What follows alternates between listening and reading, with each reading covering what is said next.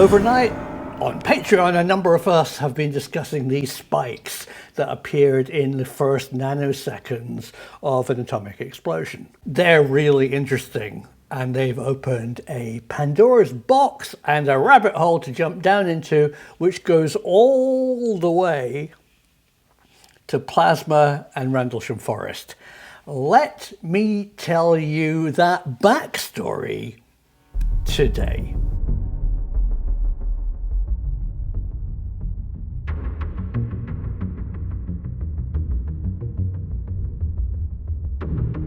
The question amongst us was, what are they and how are they formed? Now, if you Wikipedia search these spiky things, you are told that they are the vaporization of the guy wires that hold up the tower where the early above ground atmospheric tests were done. Why did they vaporize and what's going on?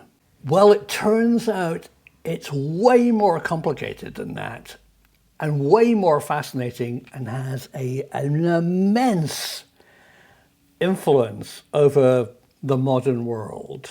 So Robert Oppenheimer ran Los Alamos, and with General Groves built the first atomic fission weapon and exploded it at the Trinity site. But all the time he was doing that, poor Robert Oppenheimer had a thorn in his side, and that thorn is Edward Teller.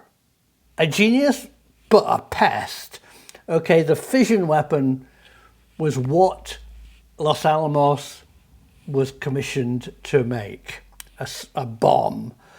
But Edward Teller had a vision that you could combine the fission of atomic power with the fusion of the energy of the sun to produce what he called his super weapon, and later became known as the hydrogen bomb or the H-bomb.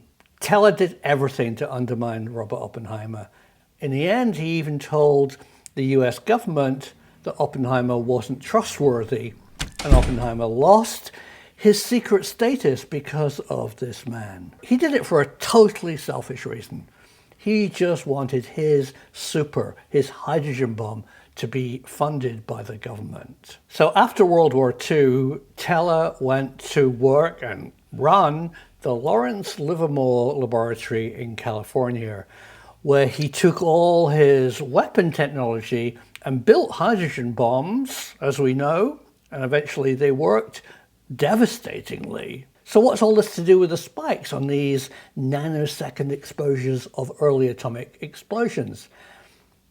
Teller knew something about the spikes which changed history. So forget your Wikipedia entry, because it's not actually the full story. Sure, it was the guy wires forming the shape of the spikes, but what was happening to them? Now, this is pretty secret stuff. In fact, it's deeply classified. But at the earliest moment when an atomic explosion happens, a vast primordial wave of X-rays of extremely high speed of light, energy particles in the form of X-rays, which is a vibration in the electromagnetic spectrum, rather small, burst out in all directions, but for an incredibly small period of time, and in air not very far. And it was this X-ray burst in a circle around the initial fireball, and it only lasted a split second, vaporized the wires in this sphere of destruction. And Edward Teller continued his research into the power of an atomic explosion making a death ray X-ray burst. Scroll forward to 1966. This is a long time ago. Ronald Reagan was elected governor of California, and Ronald Reagan's best friend was Edward Teller. Teller describes Reagan as a smart cookie who understood some of the things that he was working on at the Lawrence Livermore Laboratory in California. And Reagan and Teller really hit it off. What Edward Teller told Ronald Reagan as the governor of California, long before Reagan was a president of the United States, was that there was a possible death ray superweapon from X-ray lasers. To this day, all of that is still deeply classified. But I found a description of what they did. First of all, they built this device. It's a multiple laser focused on a sphere in the middle that could fire X-rays that lased. So what's lasing? Well, in fact, it's a strange effect of physics. You put enough energy into almost any material. You're talking aluminium, rubies, even gas like carbon dioxide. If you energize it enough, turn it into a plasma, hence the plasma connection, it emits a burst, a focused single ray of intense energy. It doesn't have to be light. It's somewhere in the electromagnetic spectrum. Buzz! But please sir, there's a big problem. How do you get it to work? Yeah, there's an enormous problem. The only time that Teller saw this X-ray production that caused a lasing effect was during an atomic explosion. Well, you can't actually produce this death ray unless you blow up an atom bomb. So that's just what they did. Here are two fine gentlemen with lots of wires standing above a tunnel in New Mexico. Over 30 tests, and this is in the 1970s, were done in underground tunnels looking at the X-ray death beam. Teller, with his slide rule and brilliance, worked out that in space, in a vacuum with no atmosphere to attenuate the X-rays would go on for tens, if not thousands of kilometers. I've never actually read if they stop. They probably don't. They will just expand. Their force is enormous. In a vacuum, in space. So deep underground in New Mexico, they built this device. There's no pictures, no drawings. I'm just going to have to describe it to you. So they built a tunnel. At one end, there's an atomic weapon. The tunnel underground could have all its air taken out, so effectively making it like space. At the other end of the tunnel was a target, and in front of the target were enormous steel blast doors. Yeah, got that picture? Here's what they did. They exploded the atomic weapon in a vacuum and slammed the doors before the shockwave of the expanding explosion hit the target. So you've now got an atomic explosion gone off, an enormous shockwave rushing down the tunnel, the doors slam shut, and from the atom bomb comes a pulse of super energetic X-rays, which goes at the speed of light down the tunnel in the vacuum, right through the steel blast doors, and destroys the target. Truth be told, it didn't always work. Oh, I can imagine getting the timing right. Oh, damn, I shut the doors too late, or whatever. And so they continued testing and testing and testing until it worked. And here's something, again, you don't read on Wikipedia, you don't read in history books, and you're only getting it from me. Edward Teller told Ronald Reagan, we've got the X-ray death ray working. It could become a missile defense device. Now we're getting into public history. The next thing that you know is that Ronald Reagan visits this place, Cheyenne Mountain. He went there as a publicity stunt, and he asked the director of Cheyenne Mountain, what do you do here? As if he didn't know. And the director said, we can track every single incoming missile that is going to hit the United States. That's our job. And while the cameras were turning on Ronald Reagan, the actor, Ronald turned to the camera and said, and what can you do about it? And the general said, absolutely nothing. We just know where they're going to hit. We can't stop them. And Ronald Reagan said, wouldn't it be great if we could stop the missiles hitting the United States? Now, you have to remember, he had a plan.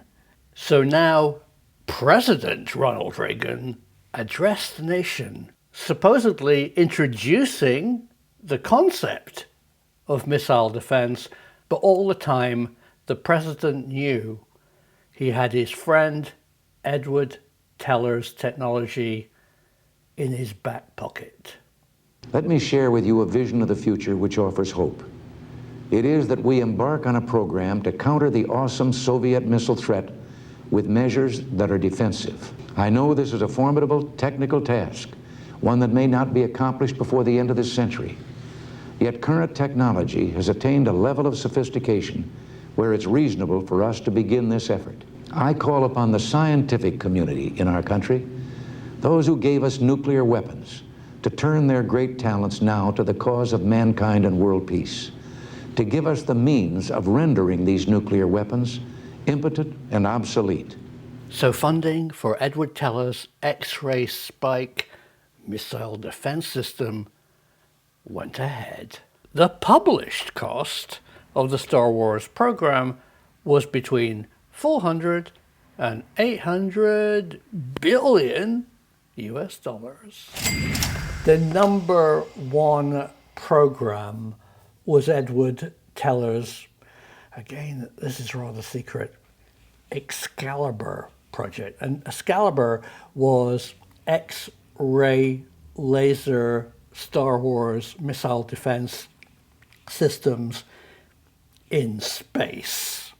So did Excalibur, the spiky atom bomb X-ray device in space, actually work? No. Even if it had worked, it was fundamentally deadly because it would destabilize 30 years of peace where the world didn't have a nuclear conflict. If Reagan really wanted world peace, STI or Star Wars could have been shared with both sides. But that never was the plan, and so the Soviet Union found clever ways to retaliate. They knew that any missile defense system would let a small number of bombs through. So they just put more warheads on their missiles. In my humble opinion, we now live in a world made far more dangerous because of Star Wars technology. So did Edward Teller go down as the man who saved the world?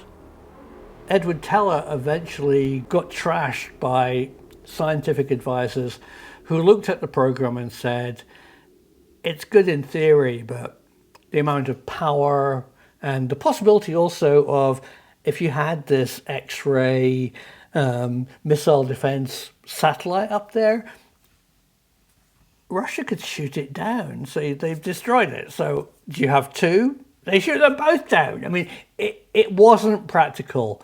And although he desperately wanted something at the end of his life to make him even more famous than inventing the H-bomb, it ended all badly. And the X-ray Excalibur SDI device just was never built.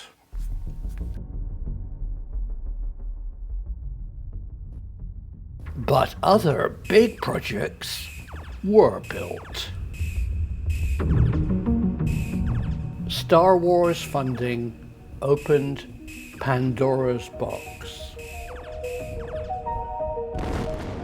Big science, looking at fundamental forces of physics, were now funded. But always with an eye open for future weapons, particle accelerators, exotic states of matter, all had their heyday with billions of dollars of funding available. So what did Britain contribute to Star Wars? Well, that's going to be for a future film. But as a teaser, it involved radar, microwaves, and plasma technology. So I hope you've learned something today. I am not an expert, but I lived through this period. I know my history. I'm sure I've got some things wrong, and you, as I say always, are really the experts. So tell me what you think about what I said in the comments below. And again, if you really want to support this channel and actually make me independent of YouTube and their parent company Google, become a Patreon and then have a real input into what I can really do for you.